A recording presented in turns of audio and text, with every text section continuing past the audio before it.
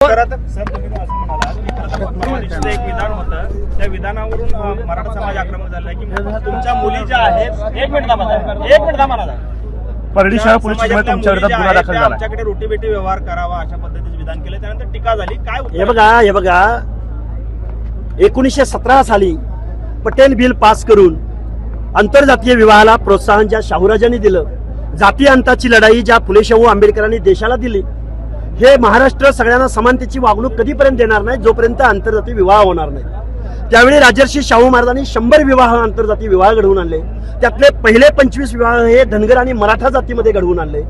स्वतःच्या चुलत भावाची लेक रत्नप्रभा देवी तुकोजी होळकरांना देऊन एक बोलघेवडा समाज सुधारक नव्हे तर कर्ता समाज सुधारक म्हणून राजर्षी शाहू महाराजांनी जे तत्व महाराष्ट्राला दिलं, त्या राजर्षी शाहू महाराजांची एक लाईन मी बोलून दाखवली. अरे मी कुठे लग्न लावायला गेलो होतो?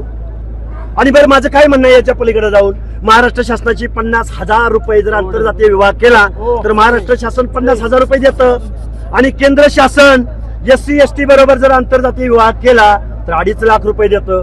आणि मग शासन जर पैसे देऊन आंतरजातीय विवाह करा म्हणतोय तर मी तेच बोलणार आहो. पण गुन्हे दाखल काय चुकी? अरे गुन्हे पण तुम्ही मग